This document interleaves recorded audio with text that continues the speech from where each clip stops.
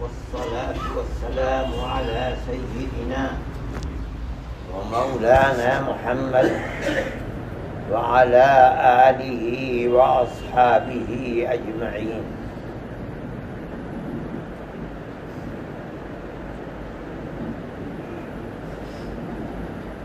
میں ایک بات پہلے بھی کہہ چکا ہوں، لیکن اب رمضان کا آخر ہے، مجھے نہیں معلوم کہ یہ آخری جمعہ ہے یا اس کے بعد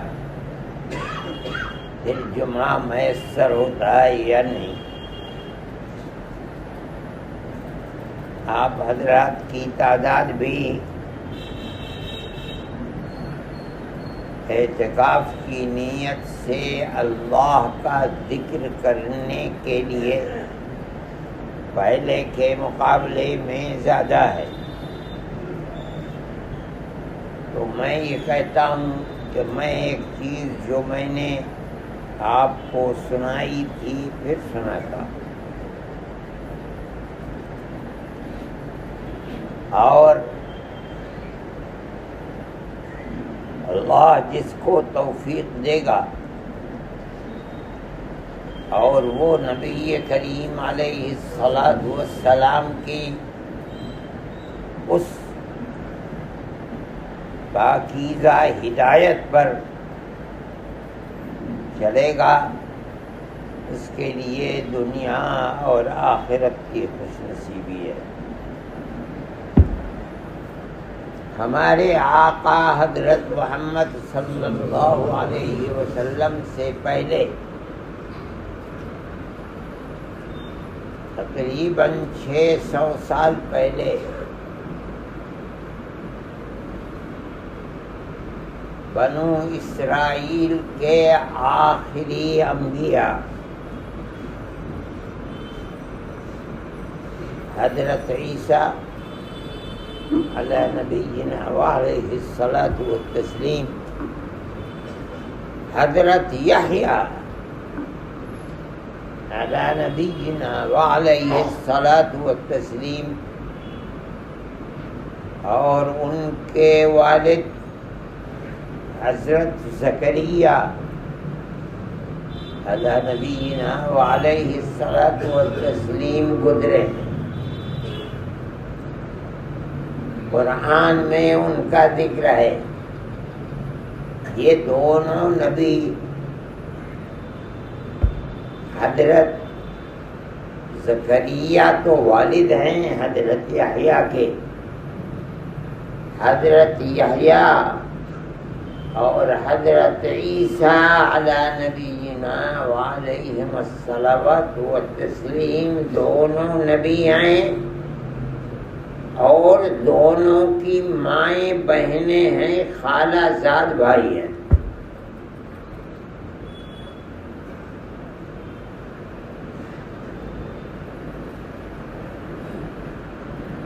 بہت قریبی رشتہ ہے. اللہ نے حضرت یحییٰ کو کچھ ہدایات فرمائیں. ہمارے آقا فرماتے ہیں واقعی، اور فرمایا کہ یہ ہدایتیں بنو اسرائیل کو جمع کر کے ان کو پہنچا دو.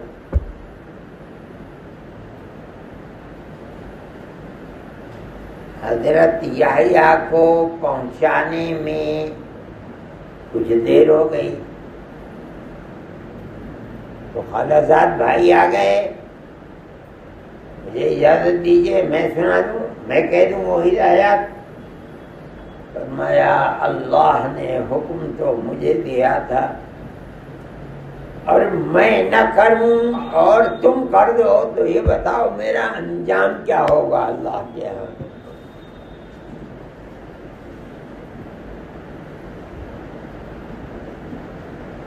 تو انہوں نے بنو اسرائیل کو بلایا بیت المقدس میں. حدیث میں آتا ہے کہ بنو اسرائیل ان ہدایات کو سننے کے لیے سارے بیت المقدس میں نیچے اوپر یہاں تک کہ دیواروں پر اور کنگوروں پر بیٹھ گئے.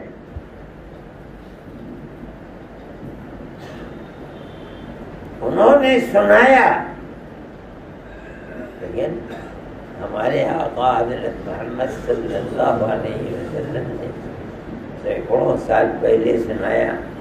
آج کی طرح تاریخیں اپنی جگہ کے اوپر لکھی ہوئی موجود ہیں، بولی ہوئی موجود ہیں، انہیں آوازوں میں سن لو. وہ زمانہ ایسا تھوڑی تھا.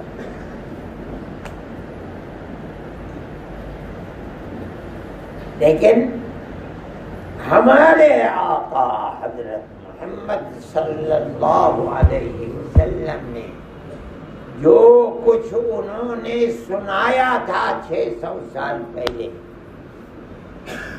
ہمیں سنا دیا. کیسے سنایا؟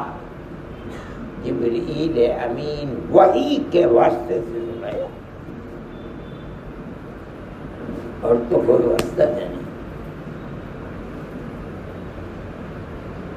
وہ تو 5-6 چیزیں ہیں اور لمبی ہیں. میں تو صرف ایک بات 5-7 منٹ میں کہہ کے ختم کروں گا، وہ میں کہہ بھی چکا ہوں.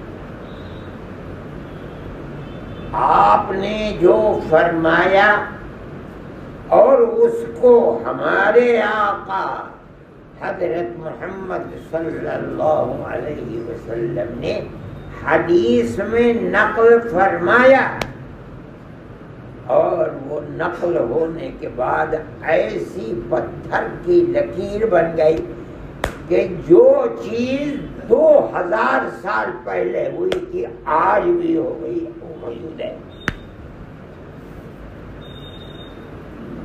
کیوں موجود ہے؟ کیسے موجود ہے؟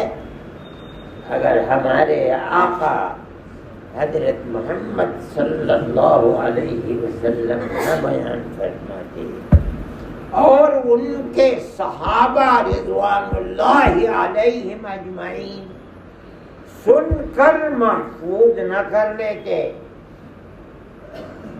اور حدیث کی کتابوں کے اندر ترمذی میں محفوظ نہ ہو جاتی تو ہم تک تھوڑا ہی پہنچ سکتی تھی. یہ بہت بڑا امتیاز ہے. علم کی حفاظت ہمارے آقا حضرت محمد صلی اللہ علیہ وسلم کے صحابہ نے جس طرح کی ہے کسی نبی کی امت نے نہیں. کتابیں بھلی بڑی موجود ہیں، ایک ایک کتاب لاکھوں لاکھ احادیث کے اندر سے منتخب کر کے جو مضبوط سے مضبوط سند کے ساتھ ان کو محفوظ کر دیا. کسی اور نبی کے پاس ایسے صحابہ نہیں تھے جو اس طرح محفوظ کرتے. وہ اس میں آپ ایک بات فرماتے ہیں،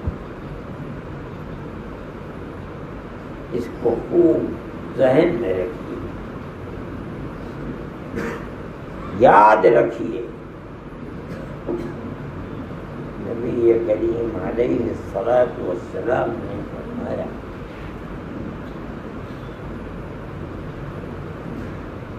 اللہ کا ذکر کرنے والے کی مثال فرماتے ہیں.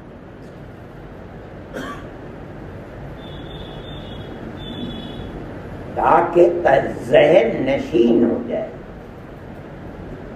ذہن میں بیٹھ جائے.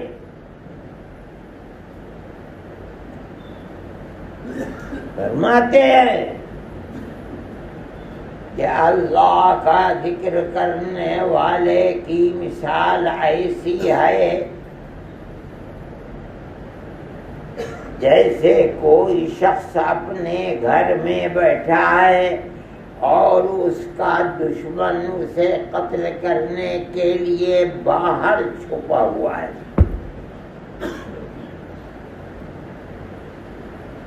یہ مثال بتا رہے ہیں. بتائی تھی حضرت یحییٰ نے. پہنچی ہمارے آقا حضرت محمد صلی اللہ علیہ وسلم تک بطریق وحی. آپ نے ہمیں بتائی، یعنی صحابہ کو بتایا، اور وہ لوگ علوم نبوت کے محفوظ کرنے والے ہیں، انہوں نے محفوظ کر لیا. ترمذی کی روایت ہے ابواب امثال کے اندر فرماتے ہیں مثال کیا ہے؟ جیسے آدمی اپنے گھر سے کسی کام کے لیے نکلا اور قتل کرنے کے ارادے سے دشمن چھپا ہوا بیٹھا ہے. یہ آدمی گھر سے نکلا اور قاتل دشمن چھرا لے کر کے قاتل کرنے کی نیت سے اس کے پیچھے اٹھ کے بھاگا. اللہ کا ذکر کرنے والے لوگ اللہ کے ذکر کی اہمیت کو سنیں اور اپنے ذہن میں بیٹھا لیں.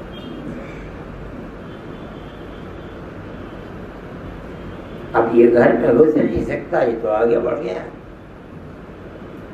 اب فرماتے ہیں آگے آگے صاحب خانہ گھر کا مالک جان بچانے کے لیے بھاگ رہا ہے اور پیچھے پیچھے قاتل قتل کرنے کے لیے بھاگ رہا ہے.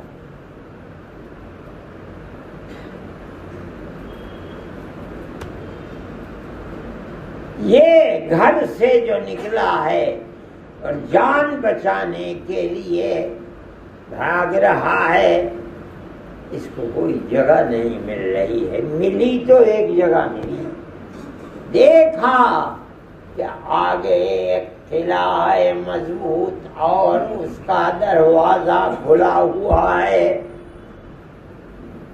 اپنی جان بچانے کے لیے موقع غنیمت سمجھا، بھاگ کر اس قلعے میں گھس گیا اور دروازوں کو بند کر لیا.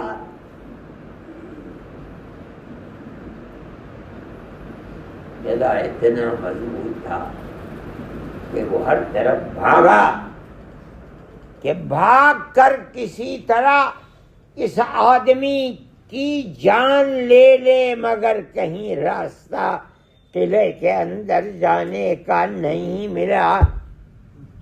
کیا مطلب؟ اس خوش نصیب ہی انسان نے قلعے میں گھس کر اپنی جان کو بچا لیا اور جان بچ گئی.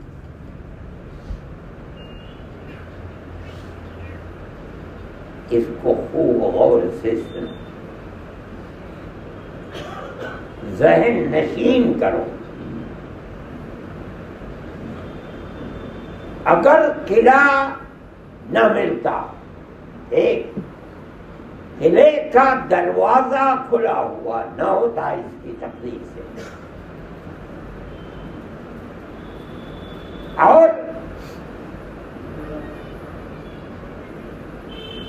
یہ اس قلعے میں نہ گھستا، اس کی جان نہ بچتی، قتل ہو جاتا. ہمارے آقا سید الانبیاء والمرسلین محبوب رب العالمین حضرت محمد صلی اللہ علیہ وسلم فرماتے ہیں كذلك الإنسان لا يخرج نفسه من الشیطان الا بذکر اللہ. اسی طرح، اسی مثال کی طرح مومن اپنے آپ کو اپنے دشمن شیطان سے، جو ہر وقت اس کو قتل کرنے کے پیچھے پڑا ہوا ہے، رات اور دن پڑا ہوا ہے، بچا نہیں سکتا. شیطان دشمن سے اگر بچا سکتا ہے تو اللہ کے ذکر ہی سے بچا سکتا ہے۔ اللہ کا ذکر شیطان کے قید مکر سے بچنے کے لیے ایک اللہ نے قلعہ مضبوط بنا دیا۔ اگر مومن یہ چاہتا ہے کہ اپنی دنیا اور آخرت کو اس قاتل دشمن سے بچا سکے، بچائے، تو اس کے لیے قلعہ صرف اللہ کے ذکر ہی کا قلعہ ہے اور کوئی قلعہ نہیں۔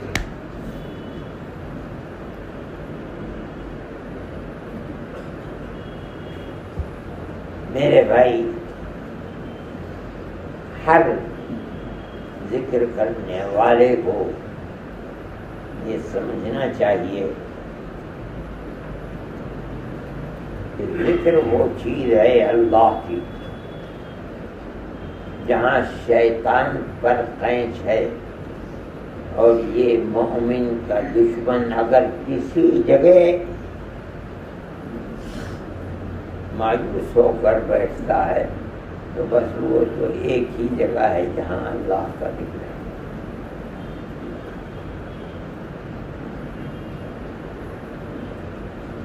اگر ذکر اللہ نہیں ہے، شیطان کے مکر سے اور اس کی قتل کرنے والی چھری سے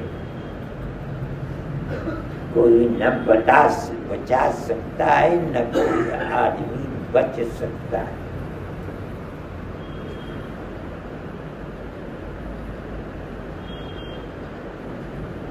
اس کا مطلب ہے کہ جتنی دیر اللہ کے ذکر میں لگا رہے گا، اتنی دیر شیطان کے مکر سے محفوظ رہے گا۔ جب غفلت ہوگی، شیطان آ کر کے وہاں بن جائے گا۔ ادھر غفلت ہوئی ذکر اللہ سے، ادھر شیطان نے اپنا کام شروع کر دیا۔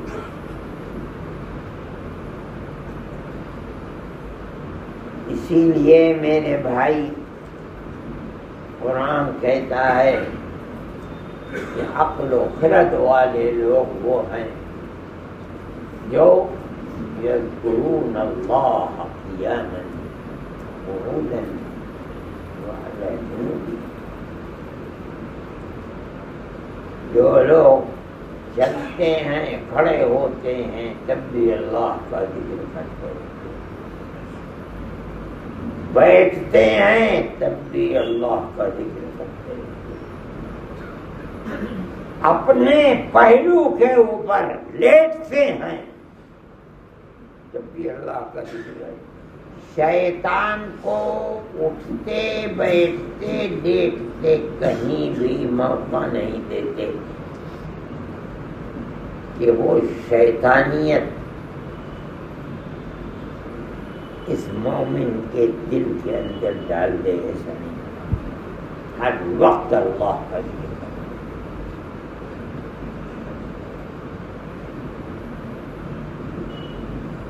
اسی لیے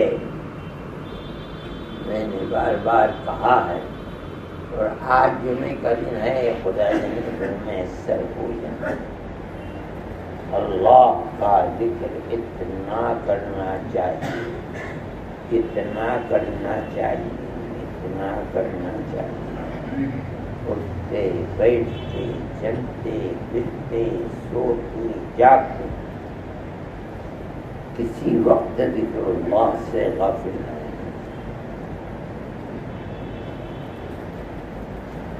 صوفیاء ذکر کراتے ہیں اسی طریقے پر،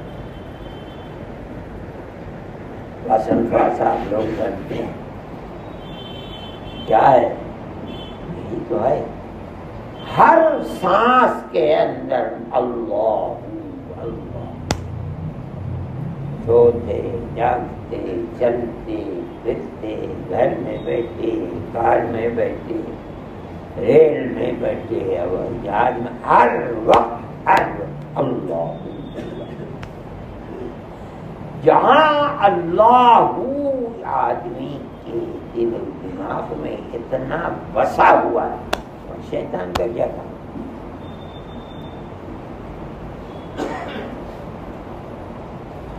پھر یہی نہیں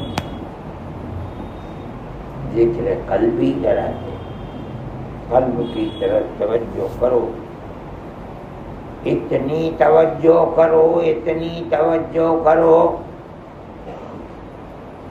کہ جب قلب کی طرف توجہ ہو تو لگے اے بدبخت کہیں گے، خبیث کہیں گا، خدا غارت کرے یہ مسجد میں آ کر کے یہ کرتا ہے، چل یہاں سے، یہ دیکھو ابھی لیے ہوئے کھڑا ہے، اٹھاؤ وہاں سے، اسے نکالو وہاں سے، یہ دروازے دونوں بند کر دے، اے کالی ٹوپی والے وہ دروازے بند کر،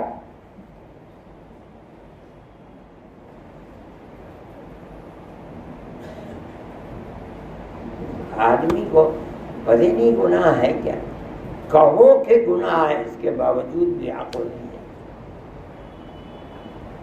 حدیث میں اللہ کے نبی نے فرمایا ہے سب سے شدید عذاب قیامت کے دن تصویر بنانے والوں کے اوپر ہوگا۔ پتہ ہی نہیں گناہ ہے کیا چیز اور کیا عذاب ہوگا، پتہ ہی نہیں۔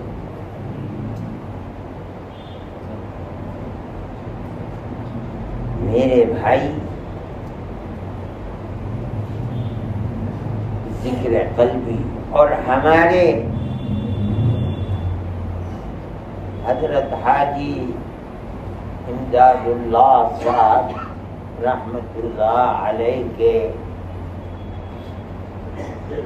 خلفاء کے اندر یہ سب انہیں کے خلیفہ ہیں، حضرت گنگوئی، حضرت نانوتوی، حضرت شیخ الہند، حضرت تھانوی، سب انہیں کے خلفاء اور مجازین میں ہیں، لیکن حضرت تھانوی رحمۃ اللہ علیہ کی کیونکہ حضرت حاجی صاحب مکہ معظمہ میں جا چکے تھے، اس لیے تربیت حضرت گنگوئی رحمۃ اللہ علیہ،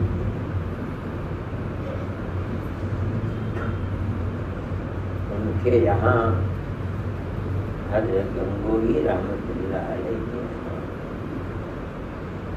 ذکر کے اندر مداومت اور اس درجے تک پہنچنا اجازت کے لیے ضروری تھا جو حضرت تھانوی رحمۃ اللہ علیہ کے ہم نے،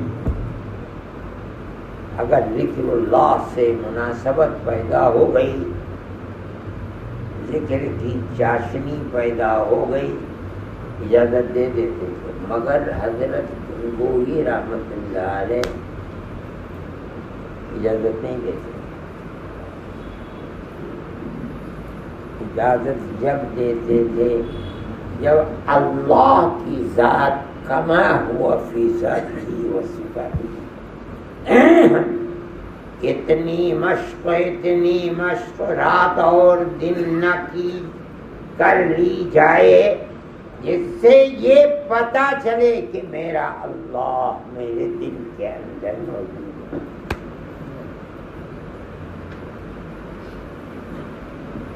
اس کو صوفیہ ملکہ یادداشت کہتے ہیں۔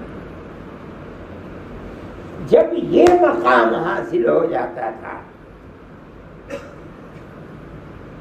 اللہ کی ذات سے اتنا تعلق کہ اللہ کی ذات جیسی بھی ہے میرے دل کے اندر وہ اللہ کی ذات موجود ہے، تب تک اجازت نہیں دیا کرتے تھے۔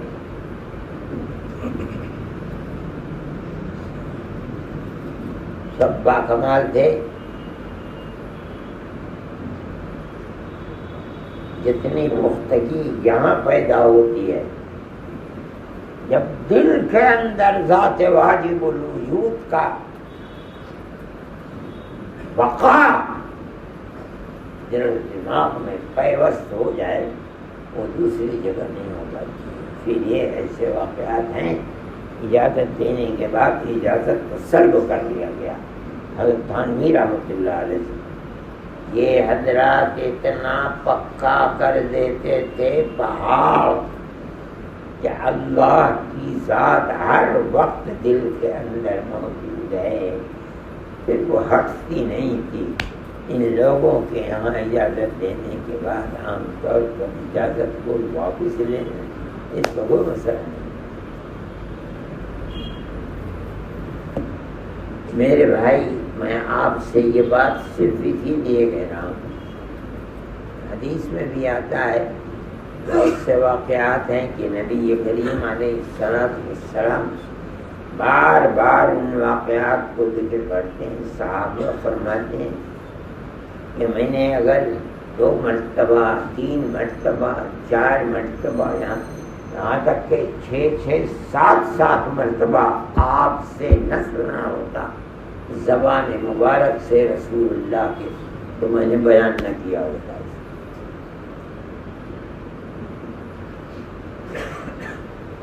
میں اسی لیے تکرار کر رہا ہوں. میرے بھائی موت تو آنی ہے کہ اس دن مر جائے آدمی، اور اسباب موت اللہ ہوتا، چلتے پھرتے اٹھتے بیٹھتے ہر وقت موت کے اسباب ہی اسباب ہیں.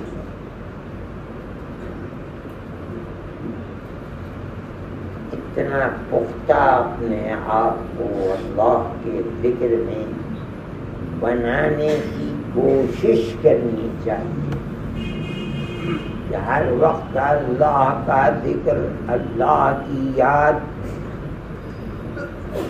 اللہ کی ذات کا وجود دل کے اندر مضبوط ہو جائے. اگر یہ ملکہ حاصل ہو جائے گا آدمی کو تو یہ ایسا کمال ہے کہ حاصل ہونے کے بعد پھر نکلنے والا اس کی کوشش کرو. یہی مقصد ہے، ورنہ تو کہیں بھی بیٹھ جاتے ہیں آپ. مسجدیں تو کھلی ہوئی ہیں، یہاں جائے بیٹھ جاؤ کر دو. مگر آپ اتنی دور دور سے یہاں تک آئے ہیں، کیوں آئے؟ ہمارے پاس تو کوئی چیز ہے، ہم تو کسی سے کہتے بھی نہیں کہ آؤ ہمارے یہاں بیٹھ کر کے احتکاب کرو. ہم خود ہی نہ آئے ہیں، ہم کسی سے کہیں گے کیا؟ لیکن جو اصول ہے وہ اصول ہے،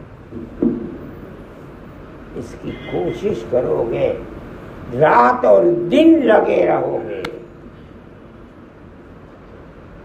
تو اللہ تعالی سے یہ چیز دور نہیں ہے کہ وہ انسان کو اپنے فضل و کرم سے یہ پختگی عطا فرما دے اور انسان کی دنیا اور آخرت اپنی جگہ پر مضبوط ہو جائے. اس کی کوشش کرنی چاہیے. اللہ ہمیں سب کو اپنی ایسی ہی محبت عطا فرمائے اور ہماری دنیا اور ہماری آخرت کو اللہ اپنے فضل و کرم سے آباد فرمائے، اپنی محبت عطا فرما دے اور ایسی مضبوط محبت کے جیسے وہ ہمارے دل کے اندر بس گیا ہے، نکلتا نہیں ہے. یہاں شیطان کا کوئی کام. آخر دعوانا